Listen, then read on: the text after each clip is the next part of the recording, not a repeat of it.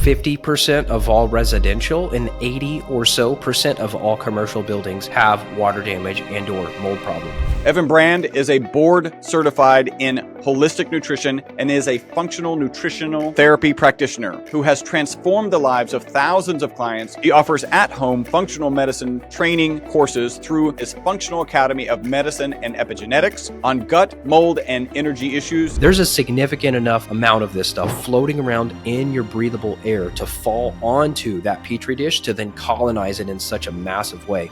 That's a problem. That's where we have to come in and intervene and try to figure out where the heck this is coming from. And the symptoms associated with that could be anything from chronic fatigue, anxiety, depression, weight gain or weight loss, infertility, miscarriage, cancer, Alzheimer's, dementia, Parkinson's, any neurodegenerative issue. Then you really get more sick because, for example,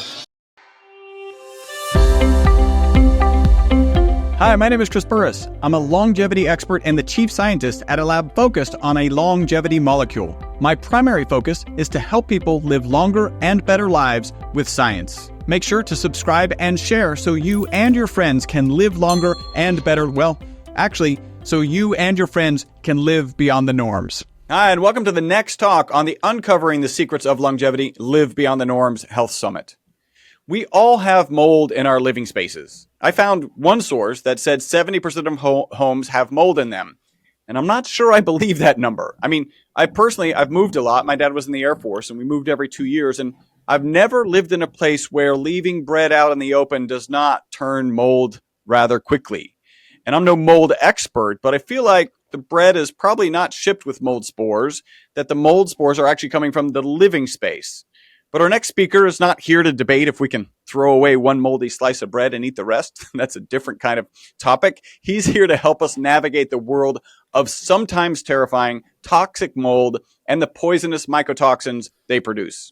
Evan Brand is a board certified in holistic nutrition and is a functional nutritional therapy practitioner who has transformed the lives of thousands of clients with his online practices by finding and fixing the root causes of fatigue, depression, anxiety, digestive, and other issues. He solved his own health struggles using the same advanced lab testing strategies and protocols that he now uses in the clinic.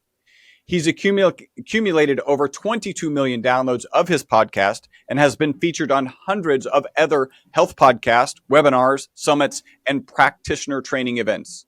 He offers at-home functional medicine training courses through his Functional Academy of Medicine and Epigenetics, earmarked FAME, on gut, mold, and energy issues. Evan, thank you so much for joining us today. oh, Chris, it's a pleasure, man. Look forward to it.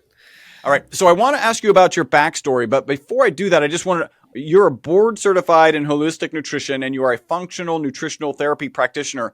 Was that your career path before the story you're about to share, or did the story push you in that direction?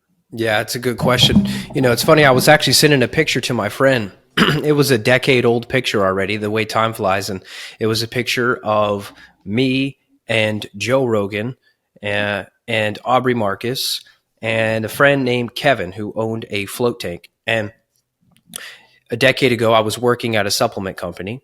And Joe Rogan and Aubrey, they founded this company called Onnit, O-N-N-I-T. It's a company who ended up getting bought out by Unilever for who knows how much. And I was one of the original employees at this tribe, basically, of people where we were formulating products, we were marketing products, we had all sorts of merchandise, we had protein, we had hemp products, we had a lot of nootropics, basically brain vitamins that were on the market. And it was just a blast. And so luckily, I'm really grateful for Aubrey, but he actually put forth the money to put me into my first schooling, my first credential, to where I could then get my FNTP credential. And so that really opened up a lot of doors, because then I could access professional supplements, I could access lab testing and many other things that were previously off limits to me. And it was really just a personal pursuit to try and fix my own health issues. But I knew that with that education and knowledge, I could help so many other people. And I've always been an extrovert. I love meeting and helping strangers. And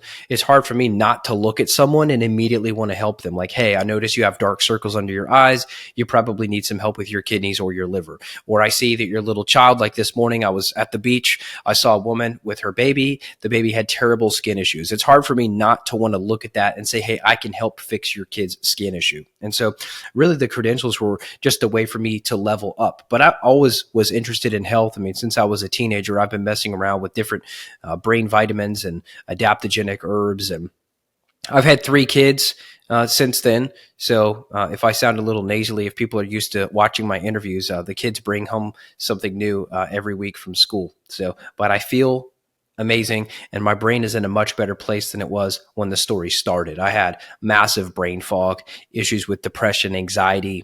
I was pretty tired, had issues with sleep. So obviously there's a big connection with insomnia and chronic fatigue, but I didn't know back then what I know now, which is a lot of people have mold exposure. A lot of people have various digestive issues, whether that's parasites and bacterial overgrowth like I had, nutrient deficiencies, brain chemistry problems. You know, even just a decade ago when I first started my podcast, a little more than that now, you would still see relatively optimistic people out in society, people kind of like bouncy and bubbly. And I've seen that amount of bubbly, optimistic people decline significantly in the last 10 years. And it's really worrisome because who's going to be left to be the optimistic members of society to help other people? Like that lady this morning, she didn't want me to say good morning to her, but I did anyway. And she was just too busy on her phone. So she's got baby in one hand, phone in the other. And I'm like, oh no, is this what society's turning into? So now my goal is not only just implement functional medicine and help people with that, but help people to just feel what it feels like to be a normal human. In the modern world, people are living on the internet more than they are in real life. And to me, that's a big issue. And so just to kind of have time frames right. So you're working at the supplement company. Aubrey's actually funding you going to take classes, which is really exciting. And is that about the time because I know your story involves you moving into a new home and challenges associated with that. Is that the right time frame? And then talk about those challenges, please. Yeah. So fast forward from there. Ended up getting homesick. It was just kind of a natural progression of me heading back to Kentucky. And so that's when I went and actually worked in a brick and mortar functional medicine. And that was amazing. I was helping people hands on. And that's really where things started to snowball for me. We were in a rental house while we built a house. So we built the house, my wife and I, and it was our first daughter at the time was with us. And I started to have a lot of weird symptoms, just neurological stuff, blood pressure changes, heart palpitations, etc. A friend of mine, Jack Wolfson, he's a cardiologist. I texted him because I don't know, who else do you text when your heart feels like it's stopping? And it was Jack. And I said, hey man, I'm having these weird cardio symptoms, this weird neurological stuff. I'm waking up dizzy. What is it? And he texts back one word in all caps, mold. And so from that point on, my life was never the same. I was in disbelief. I was like, there's no way. It's impossible. But sure enough, though, I ran the urine testing and there it was. I was full of mycotoxins, specifically one that was off the charts. It's called ochratoxin. So in the context of longevity, how does that really factor in? Why should people care about that when they're supposed to be listening to some new supplement or new exercise or new red light therapy or new sauna or this or that? Well, because it's not so much the thing that you're missing, it's the thing you're being exposed to, which will massively shorten longevity because ochratoxin, not only is it very damaging to the cerebellum, it's the part of the brain over here that deals with proprioception. So balance, coordination, memory, how you step into space, how your feet connect to the ground. That was so messed up for me. Sometimes I had trouble walking. I quit driving for 2 years because I was so dizzy. I was in a chronic, just mild, spinny, vertigo-like state from it. And it was miserable. And if you look at the literature on this stuff, not only is it carcinogenic, it's neurotoxic, it's immunotoxic, nephrotoxic. So people that are in their 70s are now coming to me because word got out that I can help with this. But I'm seeing people with chronic kidney disease now. That's a massive longevity reducer because you go on dialysis. Potentially you need a kidney transplant to keep your life. So now the word got out that, hey, mold is probably a factor in this. Unfortunately, the kidney doctors haven't turned their eye towards this yet. And in fact, one case, a guy in Canada, 75 years old, he had the last stage of kidney disease. He was about to get put on the transplant list, but luckily his daughter worked with me before and said, hey, check this guy out. So we fixed this guy. He had lots of mold. We fixed it. His kidney doctor couldn't believe the blood test, but what it showed is that his kidneys actually reversed. And this, quote, progressive disease actually turned around and the markers improved where he now had normal kidney function. So this is the stuff I do and live and breathe, but it's a true blessing because when you are faced with a disease, your longevity automatically pops into your head. I'm approaching the end of the train tracks here and I'm going across a canyon and there's no more track. What do I do? Or let's say you end up with a cancer diagnosis, which many of these people I test that have mold, they previously had cancer and they were on death's door. And if you find this stuff, you can fix it. So this is an epidemic problem. It's even in children because mycotoxins are passed through the placenta and through breast milk. So I see 6-month-old babies off the chart with mycotoxins. And if these kids are left untreated, they'll end up on the autism spectrum. They'll be behind in school with reading, learning, comprehension, speech, growth, development, gut health, skin health, brain health. But if you catch it quick, you can fix it and these kids can go on to live really healthy lives.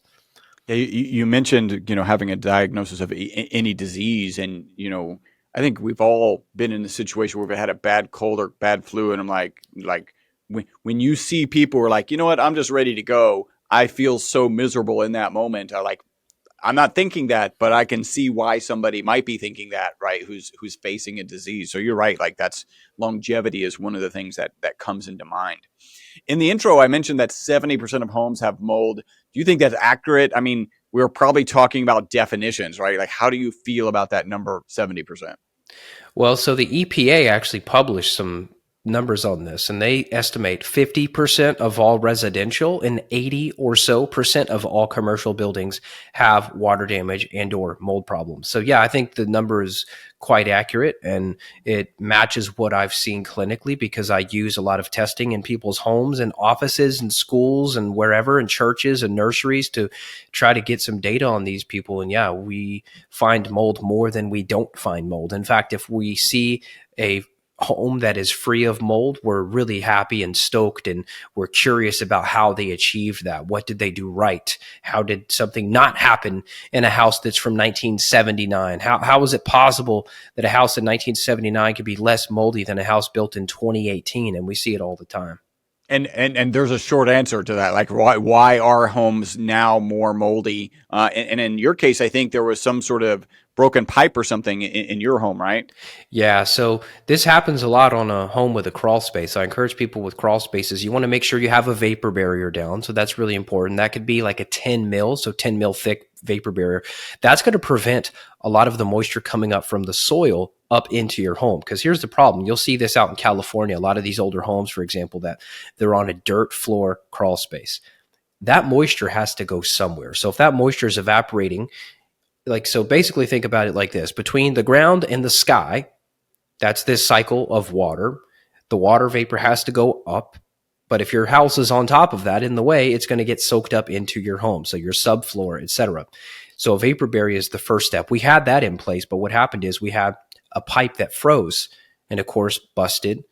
That left some standing water. That water had nowhere to go but up. And so then that created some issues. But you can remediate this stuff if you can find it. But people that never check their crawl space, they don't go down there. They don't go in their basement. They don't look in their attic. This stuff could be brewing for decades before you actually get sick enough to look for it.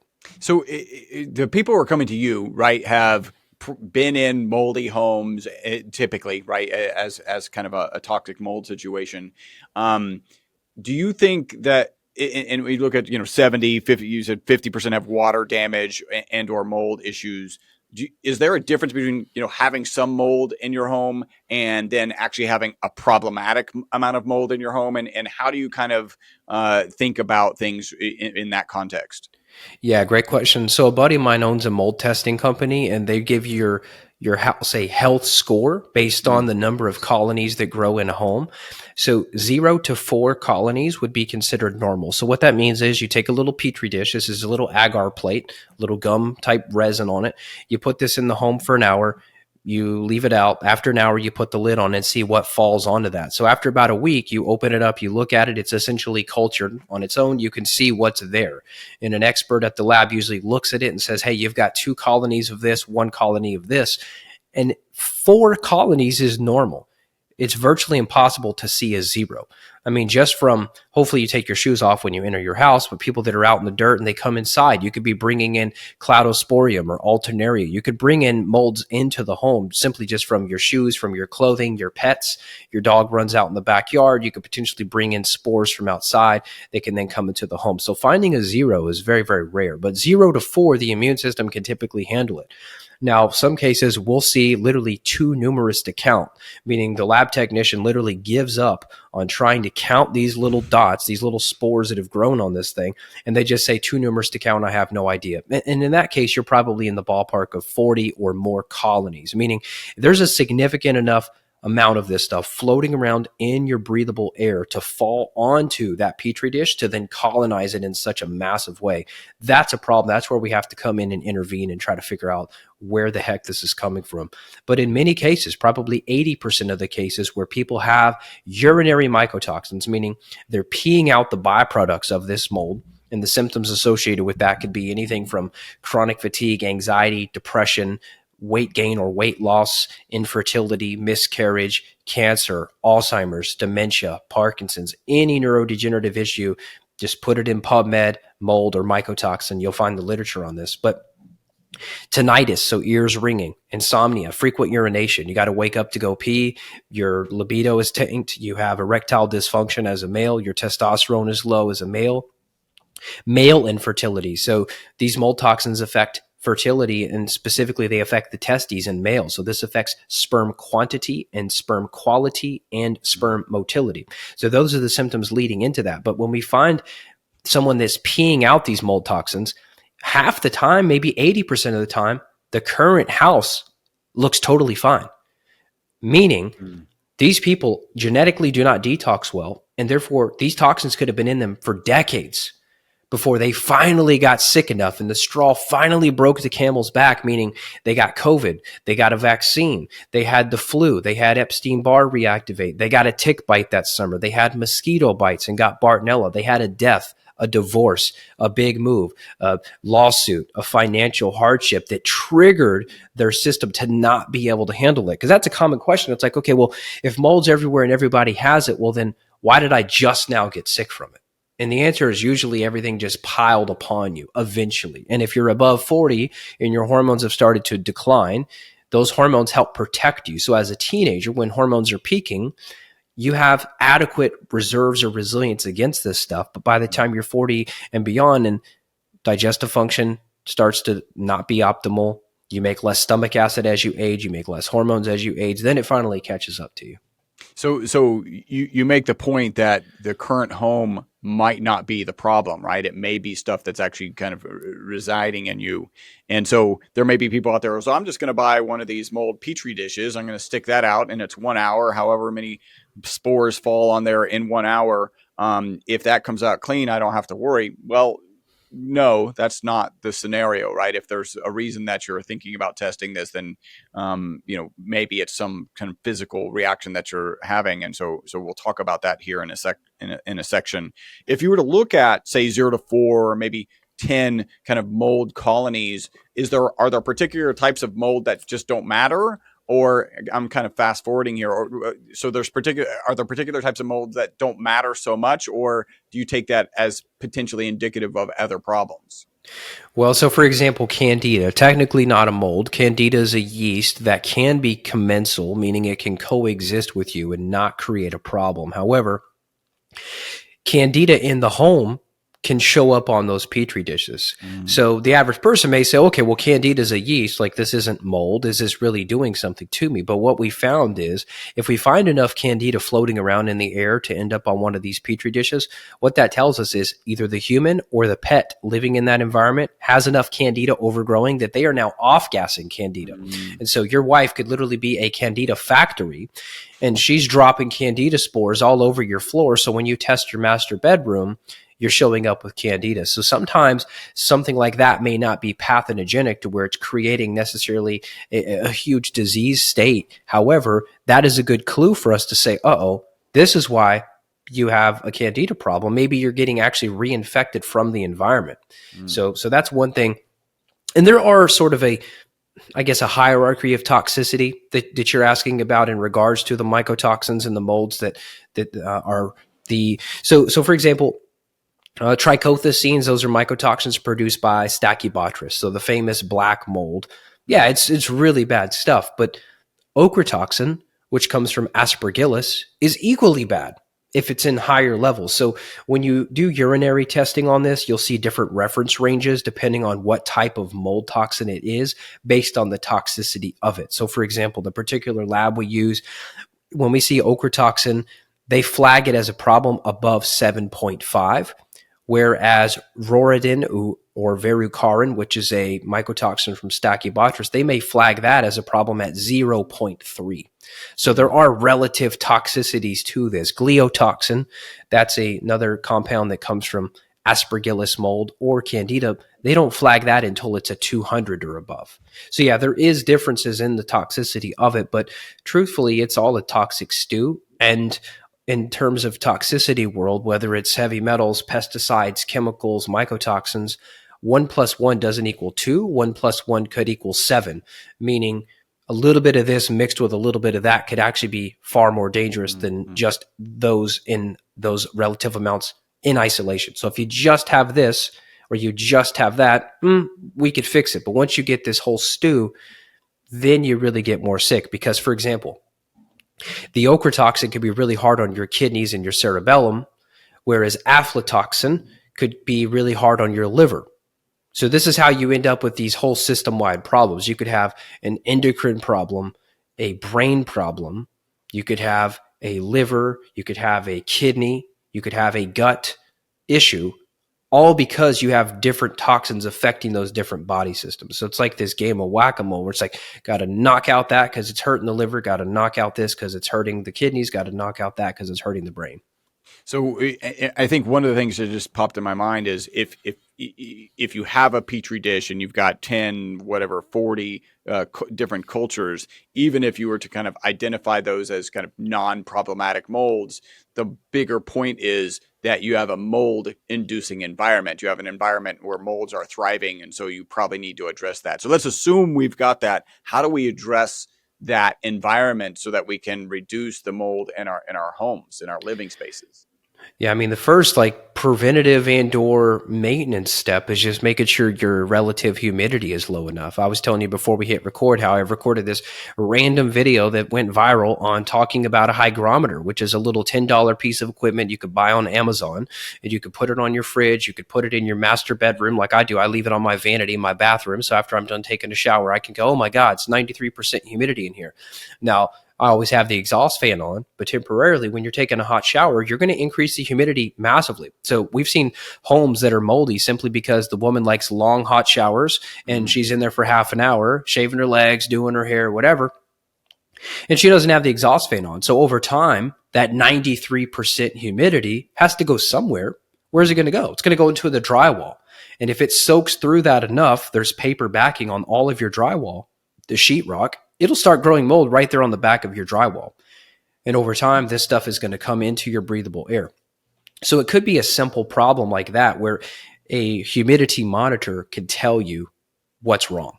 And that was our first clue in our home. So when we had a hygrometer sitting on our countertop in the kitchen, we were at 60 to 64% relative humidity. Now, the goal to maintain healthy breathable air and not mold growth is 50% or less. So a lot of new thermostats have hygrometers built in, so you might be able to check that straight from your thermostat. Hey, I'm at 42% humidity and 70 degrees. Great. But if you're 62, 64%, well, there's a moisture problem here.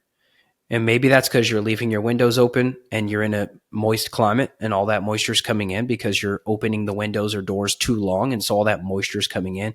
Maybe the weather's really mild. And so you're not actually running your air conditioning or your heating system that often. And so you're in this in-between land where air conditioning's not running, heat's not running, but moisture's still building up. That's where the dehumidifier comes in. So the hygrometer gives you the clue there's a problem. Hey, 62% humidity. Okay, mold's going to grow now on our surfaces, even without a water leak. Now you get into a whole house dehumidifier where it's going to run all the time and just suck moisture out of the air and spit it out, usually through your AC drain line. So, instead of going out and buying a fancy purse, the real best tool to spend like $3-4 grand on would be outfitting your whole house with whole house dehumidifiers and air purifiers. And everyone doesn't need those. There's a lot of modern HVAC systems that run slow enough, these multi-speed units that run slow enough to act as dehumidifiers.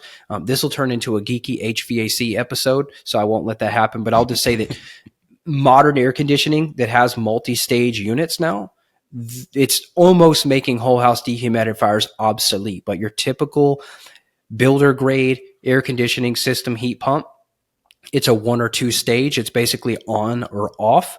Those still require whole house dehumidifiers to be added to those if you really want to maintain that low humidity in the home. Yeah, and I think go ahead. Yeah. Well, so I was going to say, so then from that point, okay, you've got the air figured out, either air filters and or you've got dehumidifiers, you've got the moisture levels down. Now it becomes an investigation thing. So if you do have Petri dishes that show there's an issue, okay, we've got humidity under control. That's not going to allow more mold growth. Okay, we've got moisture down. Well, where'd this stuff come from? Because the Petri dishes don't lie. We're not making stuff up out of thin air here. The test is legit. You're seeing it for yourself. There's no placebo on the Petri dish. Exactly. Yeah, for sure. And then the occupants, right? So like our dog Lucy, she had a tumor on her chest that grew. So pets will often act as the canaries in this situation. So if your pet dies or your pet gets cancer, they are the clue for what's next for you if you don't fix it. And so now you go in with, say, thermal imaging. So you can buy thermal imaging cameras that are standalone, or you could even plug them in. Believe it or not, they have thermal imaging cameras that plug into your iPhone.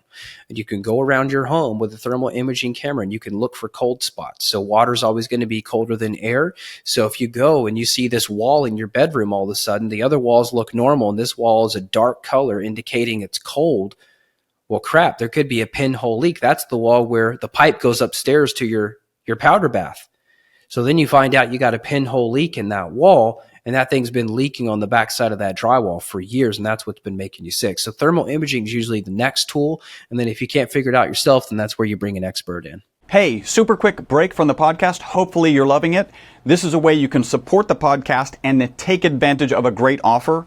We're offering 50% off of one of our MCT bottles. MCT is an amazing oil. Add the ESS 60 molecule to it. It's even more amazing. All you got to do is leave a review on iTunes, send us a notification that you've left that review. We'll get you a coupon code that'll get you 50% off of our MCT oil and free shipping. Back to the podcast. Okay.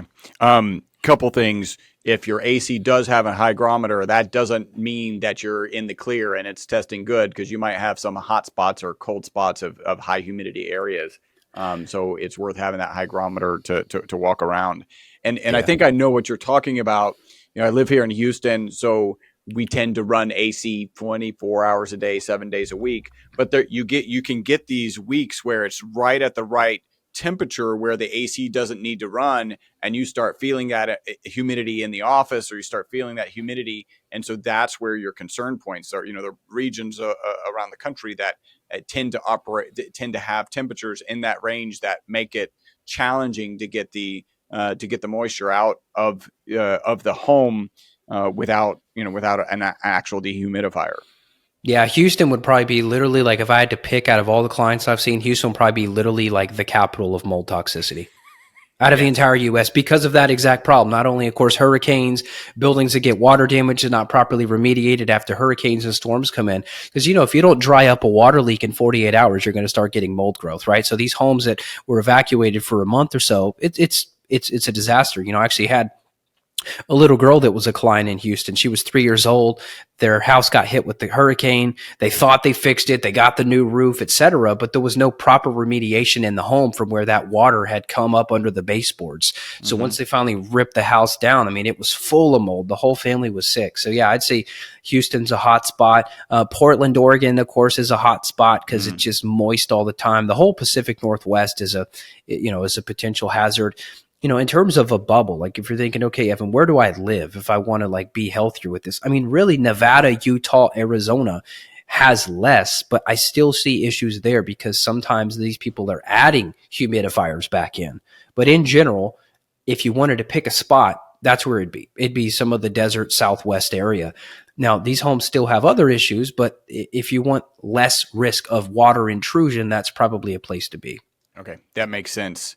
All right, so we've talked a little bit about, let's say we've identified mold, and that may have been because of a health issue, and we've kind of went down that path. You've talked about a number of the health issues. Are there any other health issues you're going to kind of throw in there as potential challenges or potentially indicators that you've got mycotoxins? Yeah, there's a massive list that Dr. Richie Shoemaker came up with. So he was kind of one of the original MDs, medical doctors, that was treating a lot of mold. And so I took his list and I added to it because I've noticed some of the things that he didn't mention. So one thing is vision problems. So that was a clue for me too. I remember going to the eye doctor. I'm just like, God, like my vision, the clarity of it was just not very good. And I thought, do I need glasses? And so I was looking far out my window and I just felt like near and far were both not clear anymore. I'm like, what is going on? So I went to the eye doctor and I tested 2020, maybe even 2015. He's like, your vision is perfect, maybe better than perfect. And he goes, but is it possible you have Lyme disease?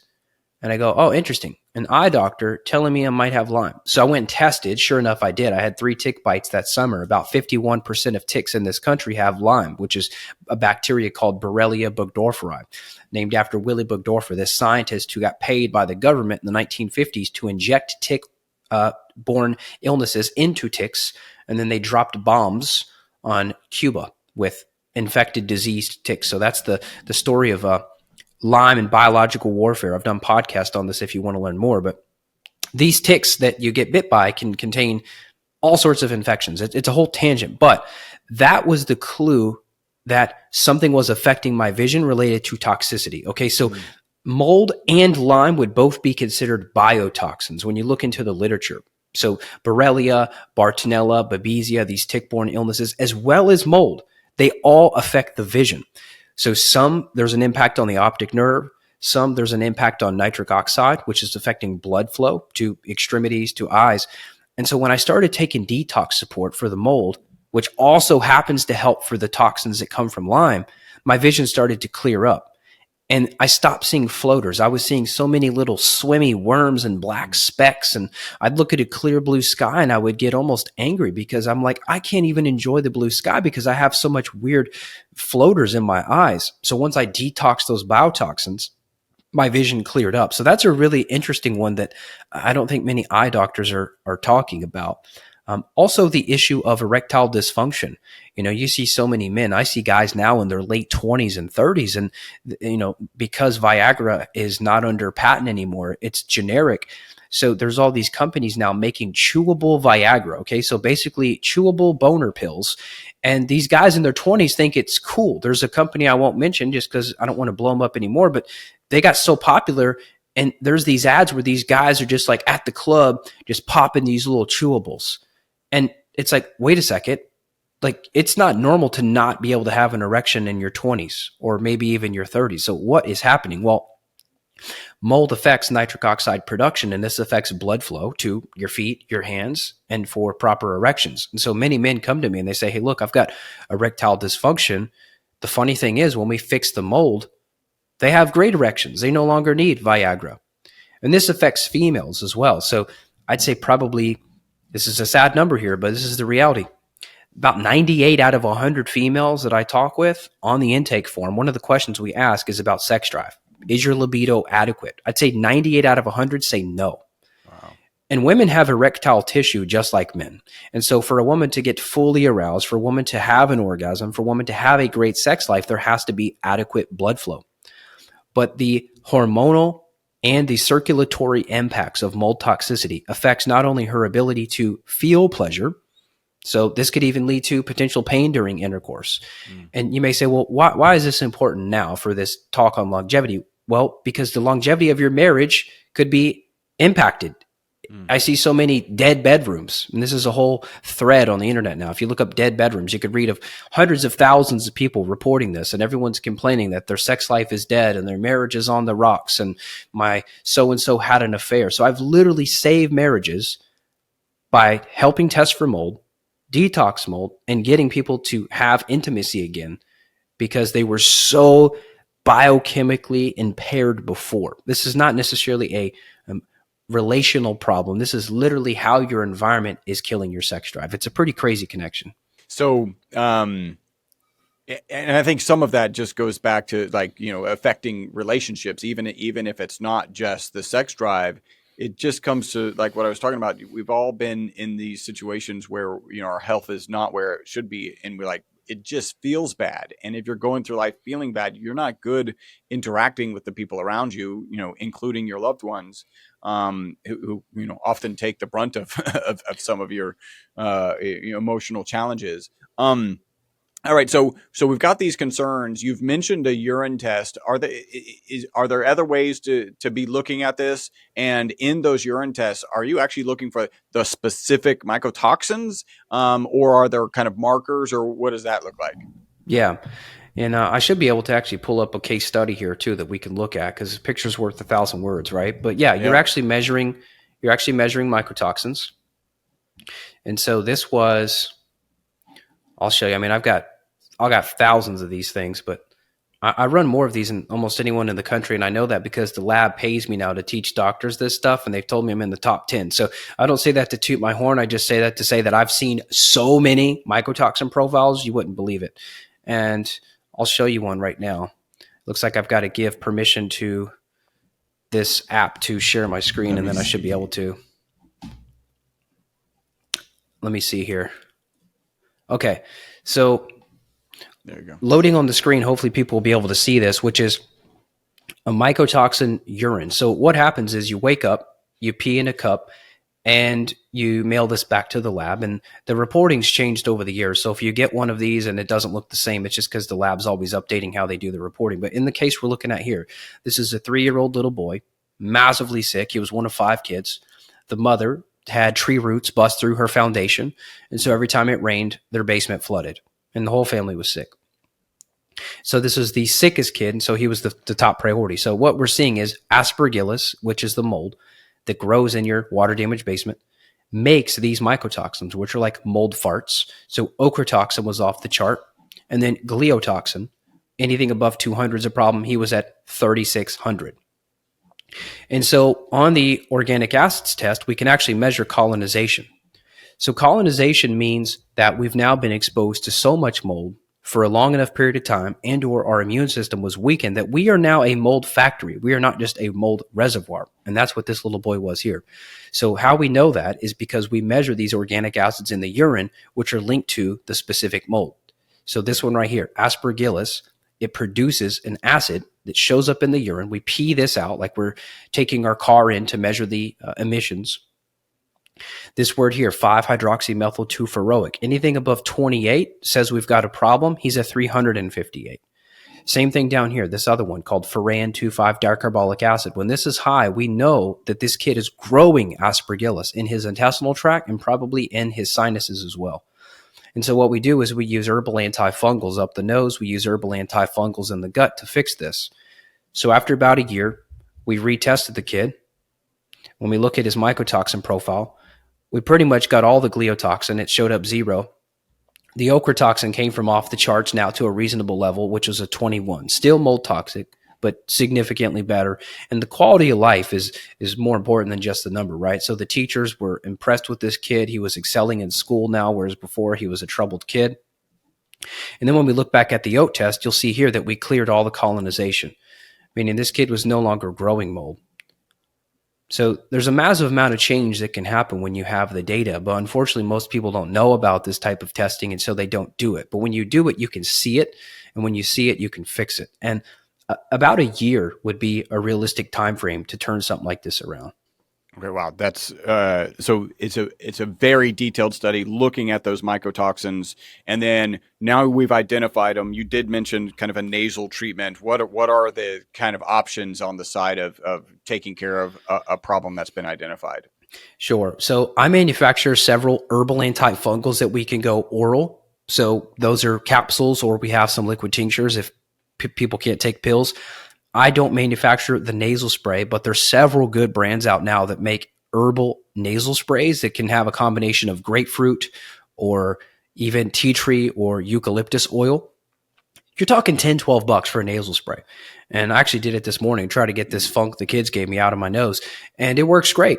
We've seen it on paper. We've seen the results when we retest people that the fungal colonization is gone. So we're doing herbal antifungals orally, and then we're using herbals up the nose. Conventional medical doctors who treat mold toxicity do it totally different. I'm not saying worse, I'm just saying different, but they use antibiotics, lots of antibiotics up the nose, potentially in the gut, antifungal drugs in the gut. Does it work? Yeah, I've seen it work, but the impact on the mitochondria, the impact on the gut bacteria, etc. I actually got into a debate with a medical doctor, a well-known guy who treats a lot of mold, and he basically told me it's impossible to fix this stuff without XYZ pharmaceutical. I'm like, whatever. People tell me I couldn't do stuff like that my whole life. So let me try to prove them wrong. In the case you just saw, we used 0 pharmaceuticals. These are all botanicals, all natural products. Yeah. That's that's one of the reasons I wanted you on this, is because we're looking for outside the norm. The tagline is "Live beyond the norm," so let's look outside of that. So you've got oral, you've got liquid. In this kind of, you almost described an answer to my next question, right? So we've got a protocol to help this. Let's say we've already got the system fixed, right? So you get his levels down to where they're no longer toxic. Do you recommend some sort of ongoing kind of maintenance level? And is there even a prophylactic level, like it sounds like you potentially took today? Yeah, for sure. Yeah, prophylactic is great, right? So let's say you take a trip to Spain and you got some moldy hotel for the week that you're staying in, right? And a lot of my clients report, hey, I was fine until I took that trip. We went to this 5-star hotel. 5 stars doesn't mean not moldy, right? So, actually, we need another star setting for mold or no mold. No joke, or a checkbox, when you're like going through the filters there. So actually my buddy who owns the mold testing company, he took his wife out. He was going to wine and dine her out at some fancy hotel. I think it was out in California. And here they are trying to get this getaway. He's got so many kids. They were going to get away from the kids and everything.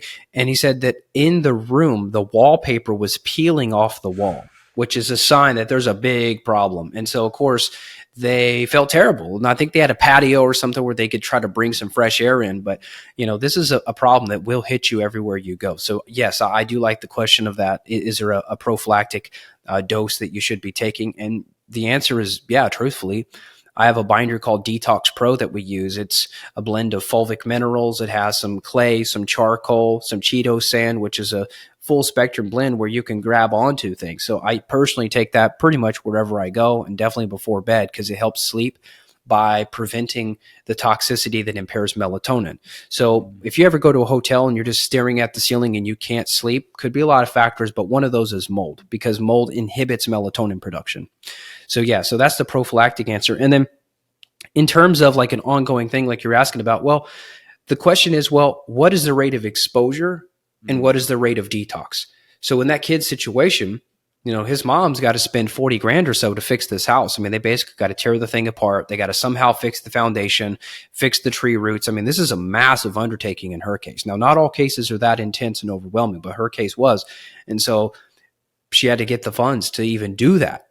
So she had nowhere else to go. So in that case, yeah, the whole family, I'm like, you got to stay on this liver support, keep treating the sinuses, keep treating the gut, because I don't want you to go and lose all this progress we've made.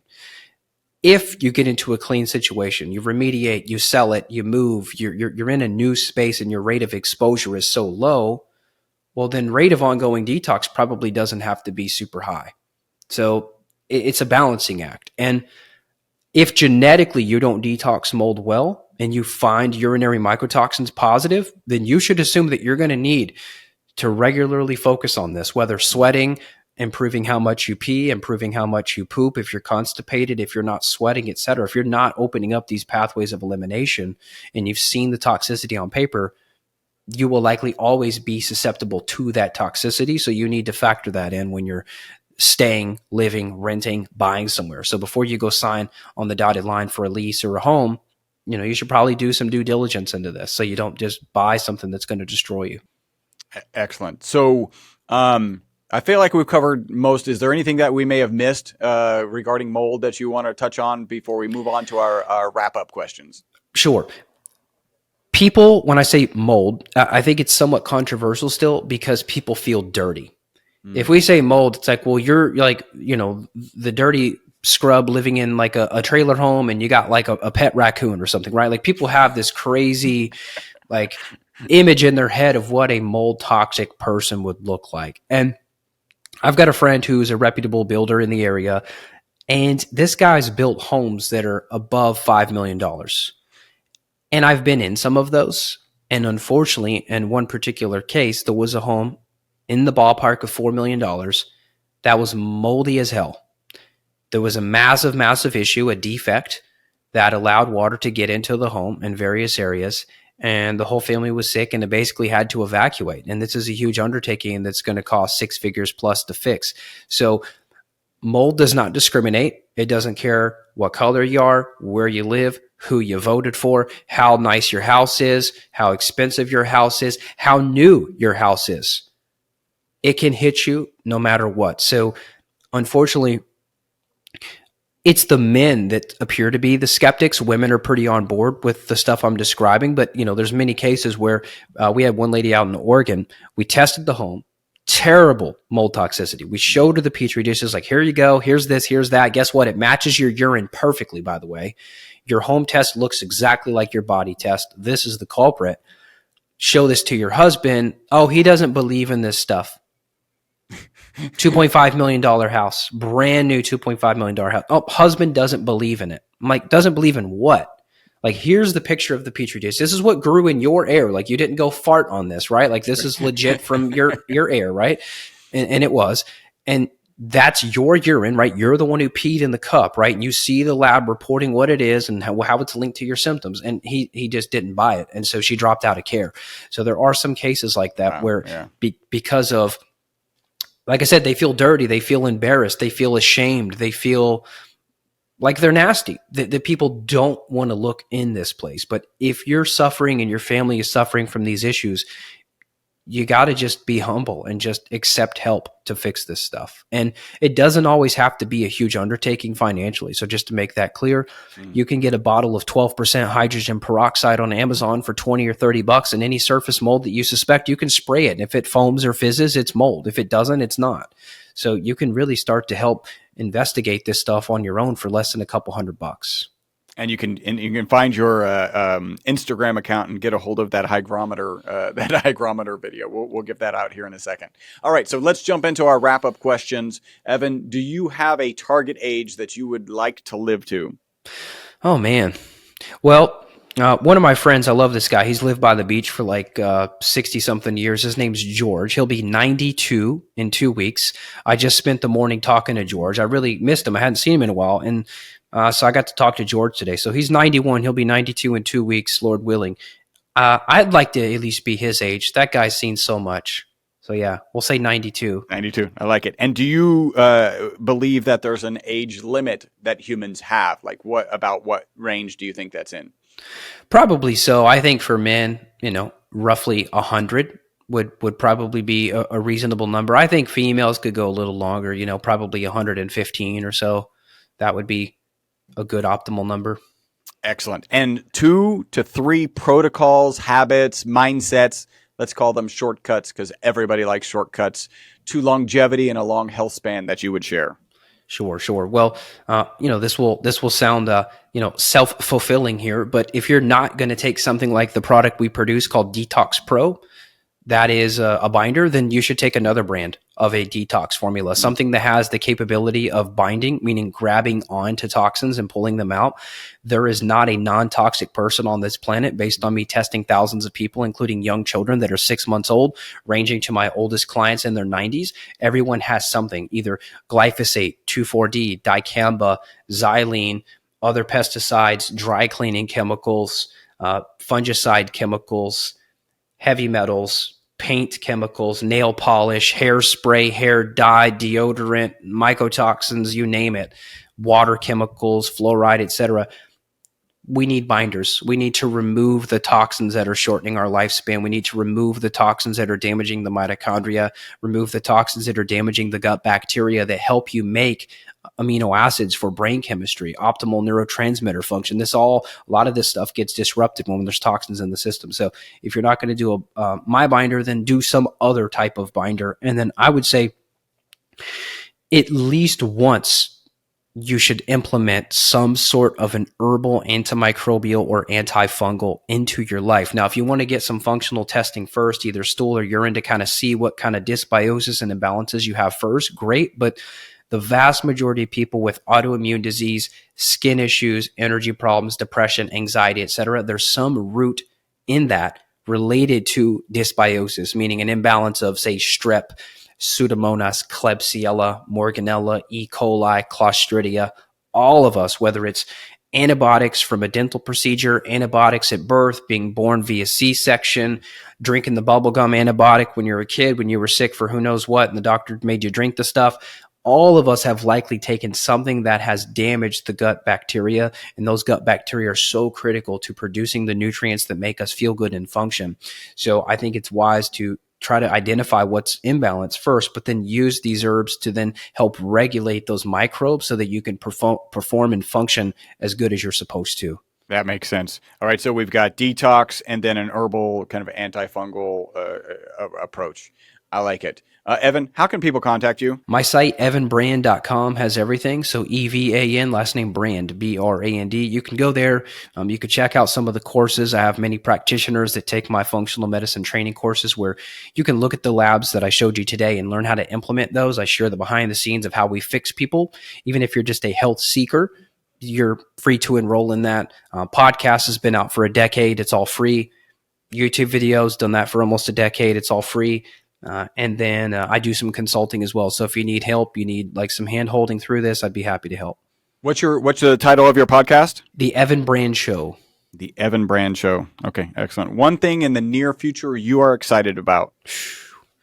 Well, man, I'll tell you, 3 kids, it's hard to be bored with 3 kids. So who knows? Like my daughter, I bought her this little ninja rope thing, and she's climbing up to the top so high that it's scary for me already. And I'm amazed. I'm amazed at the strength that she's gained.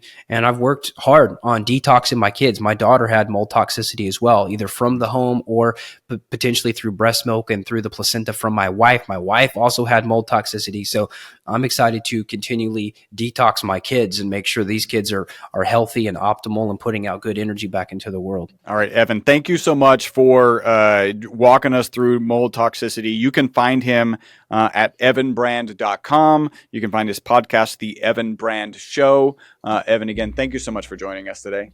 Thanks, Chris. It was a pleasure. I hope you enjoyed this episode of the Live Beyond the Norms podcast. Make sure to subscribe and follow. Also, make sure not to be that guy, the guy sharing this podcast with people who are not interested in living beyond the norms. If you would like to learn more about the ESS60 molecule, the molecule responsible for the single longest longevity experimental result on mammals in history, a full 90% extension of life, visit myvitalc.com. That's myvitalc as in carbon.com.